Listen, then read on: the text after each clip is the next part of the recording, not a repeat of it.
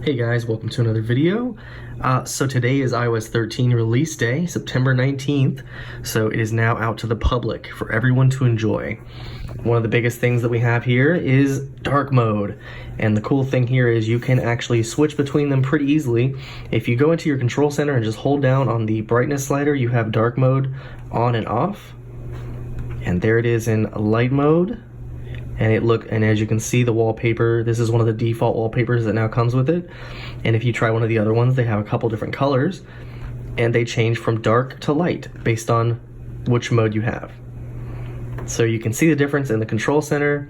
You can see the difference in the bottom bar here, as well as in folders. The folders get dark as well. So it's it really looks nice. Now, if you have one of the newer iPhones, iPhone 10, 10s, 10s Max, and then the phones coming out tomorrow, Pro and the Pro Max, they have OLED screens, so that black will be completely black, and it will look. So along with being able to set which mode you want, whether it be light mode or dark mode, you also have an option to automatically change it based on the time of day. So you can have it be light until sunset, or you can schedule it yourself, which is pretty cool. So you can also, let's see, where is our wallpaper view here? There we go. Just wanted to show you some of these wallpapers. Now these change based on day or night, and as you can see, you have the light on one side and the dark on the other, so you can see which ones take advantage of that. So you have this nice red that I actually am using, and you can see the UI is a little bit different here for selecting that. And then we have blue, we have green, and we have a gray. So they look really nice, and if you have an OLED screen, I'm sure it's going to look a lot nicer. And then you have some of the previously included wallpapers, including just a flat black, if you wanted to do that. Now, one thing that you will notice is that it does add kind of a dark tint to your wallpaper. So if you use your own, you may notice a small little bit of darkness added to your wallpaper. Really nice. So another change here is you do get haptic touch on a lot of devices that didn't have 3D touch. So this one does have 3D touch, and it still works as it should, but on other devices that don't have it, like the iPhone SE, for example, it does still have it. So you would just hold until the little pop-up comes up here, and it doesn't go into wiggle mode anymore if you hold down, so you get this rearrange apps selection here, and that's pretty much for everything. So you can see that. So and this is because they removed 3D touch from the new phones, but if you have a phone that already supported 3D touch, you're not losing it, so don't worry about that. Now, another cool thing is with the dark mode, there is an option for it to be automatically turned on to dark mode at night and light mode during the day. So that's pretty cool, kind of like macOS Mojave. They have something similar in that. You can also have a Memoji in your messages, and you can just set it up. It does actually have it when you first open the Messages app, but you can actually create your own, and you can go in here and make your own Memoji, and you can have different expressions and make different stickers, and it's pretty cool. And as you can see, here are some other ones they include. So you have, you've got little crying mouse, heart face mouse, exploding head, all these different ones. So it's pretty cool. So you have all these different animals you can choose. And these are actually some of the Animojis that are offered on the iPhone 10, the 10R, 10S, 10S Max, the ones that have Face ID basically. So it's pretty cool. Now everyone can use these. So even if you have the SE, the 6S, 7, any of these have these Memoji stickers. So that's pretty cool. So in addition to the Memojis on the messages, one cool thing is the keyboard is now a swipe keyboard. So you can just start to type like that. And this phone is huge, so it's a little hard to do, but you can just try it, and it works just like it should. So the cool thing is you still have those third-party keyboard apps you can use, but now the default keyboard actually has swipe built right in, so that's really nice. Another thing you'll notice here is that when you bring up a new message or a new email, it pops up just like a little window here, so you can kind of see behind it, which is kind of a nice feature. So it looks kind of like cards. So this is the biggest one, it's up in front, and then you have the card right behind it. So if I hit cancel here, it goes right back in its full screen. So you'll see that in a lot of different places in iOS 13. So another large update that they had here is the share sheet. So the share sheet now comes up, and it comes up in that card view that I showed previously, and it's pretty cool here. So you got this card view, you have all your options here, which are still able to be edited, and then you have your options down here. So rather than it being just little tiny buttons, you have like a list here, and then icons for, you know, the big ones that you use quite often. And then, so if you have AirDrop, you can use AirDrop there. One feature that they are adding in 13.1 that isn't here yet is AirDrop, where it'll work better when the phone is aimed toward the person. It's something, I believe, this U1 chip that the new phones have. But otherwise, it'll work just as it has before. So a new share sheet, which looks really, really nice. Let's see. Yeah, and see it pops up in these kind of card views here. So it looks really, really nice. I like it.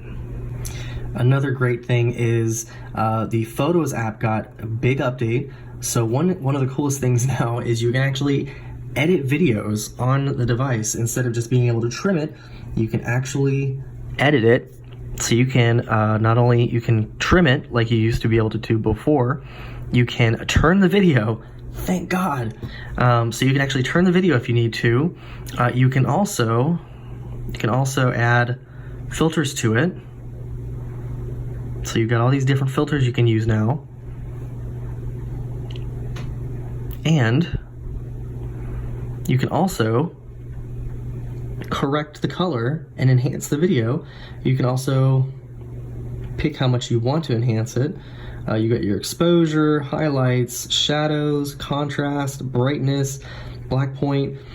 Really, really cool stuff. And I think that really is going to make the video so much nicer on the iPhone. So in addition to being able to now edit videos and add filters and all that good stuff, you have those same options on Photos also. So you'll see it try to load the picture here, and you do have the autofix. So as you remember, the autofix used to be up here. You have that autofix, you have all those same options: exposure, brilliance, shadows, contrast, all that good stuff. And there is a new portrait mode that I can't show because I'm using an iPhone 7 Plus here, but it's high key mono, I believe it is. So instead of it giving it a black background, it gives it a white background. It makes it look really, really cool. But those same options that are available for the video is available for Photos as well. So another cool thing we'll show you here is the revised Photos app, excuse me. And as you can see here, this is in the just in the Photos section here, and you'll be able to go through all photos, days, months, years, all that good stuff. It doesn't let me select that because I only have a few, and just from the past, little while. So you'll notice it become more personalized as you use it, which is kind of cool. Another cool thing is it does, if you have a video in here, it will show a live preview that's muted. And so, for instance, we go here and it does a muted live preview, and that's kind of cool. So if you're going through your pictures and you pause for a second, it starts to play a little part of that live video. And I really like this, that you can see right behind the menus and everything. So it looks really, really nice. Cool addition. Another awesome thing, Apple Arcade. So Apple Arcade was announced when they announced the new iPhones. And Apple Arcade is going to be $5 a month, and you get a bunch of games you can play, and it's a monthly fee. So all you can play for, you get it for free for 1 month, which is pretty cool. So this is one of the services that they're going to offer.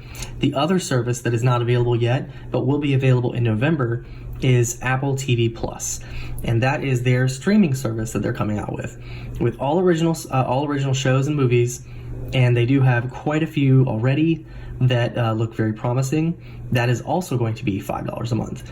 One of the cool things with the Apple TV Plus subscription is that if you buy an iPhone, a Mac, or an iPad right now, you get Apple TV Plus free for a year. So that's pretty cool. And with Apple Arcade, This is a family subscription as well, so if you're paying $5, then your family, whoever you have on your family, can actually play games too. So they did a really good job with offering their services for a decent price, and we'll see how it goes. So far, friends on Twitter that have gotten the Apple Arcade, they seem pretty happy with it. So I'd say get on it, do that free 1 month, see what you think. Cool games, and they did announce some pretty cool stuff. Another new feature here is look around in the Maps app. So Apple Maps does get better year after year. One cool thing they've added is very similar to Street View on Google Maps, but they did compare it at WWDC this year, and it looked pretty cool. It looked very smooth in comparison to Google's version. So one of the places that offers it is San Francisco. So when you look up San Francisco, you'll see this look around with some binoculars here. You just tap that, and then you can actually look around just like you could in Google Maps. And as you can see, it is very smooth.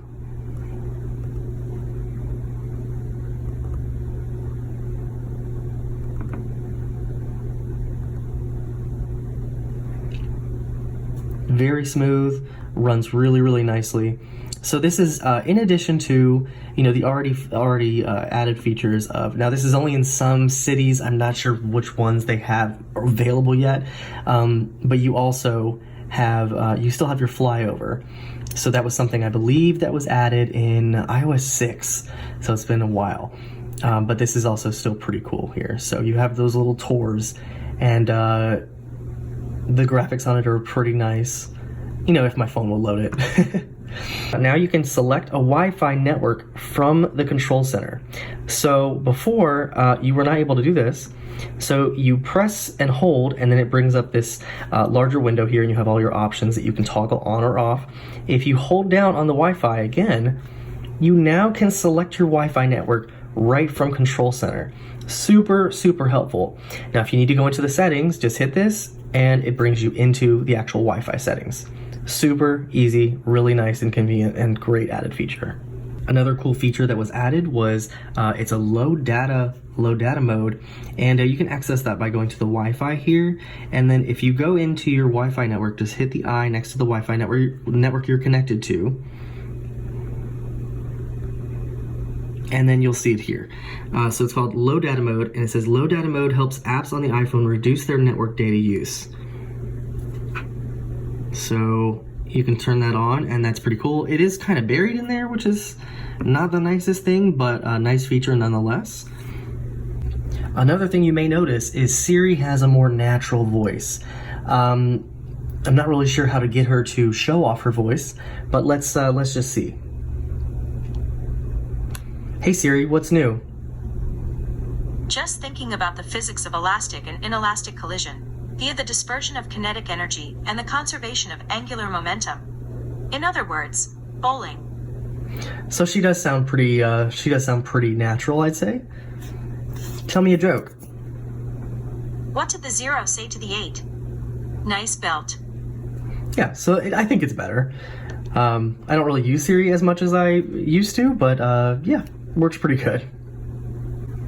Another change in iOS 13 is they've now combined the Find My Friends and Find My Phone app into Find My, so it has both in there.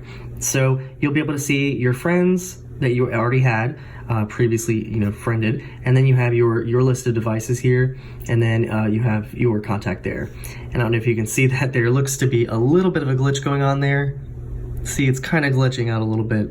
So not everything is perfect in iOS 13, but one of the cool things is that it is, you will get 13.1 in just 9 days. So on September 30th, you'll get iOS 13.1. That is also when iPadOS 13 comes out. So the iPad is not getting iOS 13 today, but we'll get it on the 30th.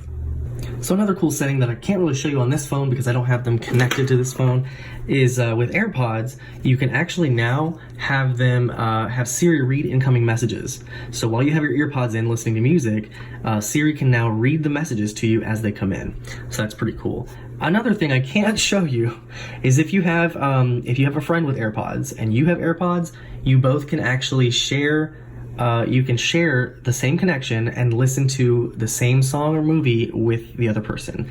I think this depends on what device you have. I'm not sure if the 7 Plus would support it, but really cool. So if you have friends with AirPods and say you're on an airplane and you want to watch a movie together, now you don't have to give them one of your AirPods. You can have them use their own AirPods. So nice. Another thing I may not be able to show you, but iOS 13 they say it is faster than iOS 12, which I actually believe. If you wanted to take a look at some of my other videos, I do have some speed tests, and I do have a speed test between the iPhone 8 Plus and this iPhone 7 Plus. One had 12.4, and the other had the 13 Gold Master, which is the same as the released version here. And you can definitely tell there is an improvement. So, I mean, I think that everything loads pretty fast anyways. And man, I gotta say, the dark mode looks nice, gotta say. So that's something I really can't show you, but hopefully you'll notice the difference in the speed and performance of it. Yeah, so I mean, it also says here that the apps and updates are smaller now versus iOS 12. So that's another thing I can't really show you, unfortunately. Another feature that I've been looking forward to personally is the new Carplay. So you have dual apps. You can have dual apps up. So basically in this case, this is what pops up first is the Maps app here, and then you have an option to select food or drinks for the maps, and then you have a music toggle right here. So some of the things are moved around. So the icons are a little bit bigger to select your multitasking, which is nice. You have your messages here, and what's cool is, okay, so the music takes me to the music that's on the phone. It's revised as well. You can see that the time indicator and your cellular service is in a different place, and this also has a light and dark mode. So this is in its dark mode here, and I believe it goes based on what your phone has, but you can actually go into settings here, and then you can actually change it to be automatic also. So it can be light during the day and dark at night. So that's pretty cool. And let's see. Now Spotify, I don't believe is updated yet, so I don't think you can do a side-by-side with that. So yeah, so the app has to be updated to be able to do the side-by-side. But that is going to be a really, really cool addition. I really appreciate that because I use Maps a lot, but I also go back and forth between my music and the Maps. So that'll be a really nice change. So update your stuff, Spotify. Cool feature. So another really cool feature in iOS 13 is the addition of voice control. And this is an accessibility feature, which I think will be really, really helpful for those who are unable to use the phone traditionally. So you can open system commands and navigation. You can work with what's on screen and dictate and edit text. And then it gives you your commands here, which is pretty cool. So I'm not sure if I'm going to be able to, memorize all of these, but you can just ask Siri to do these things. So, let's give it a try here. Let's see. Open Control Center. Open Control Center. Turn brightness up. Brightness up. Go back. Tap Settings. Tap Settings. Go back. Go back. Go home. Tap Weather. Scroll down. Go home. Open Camera. Show Grid.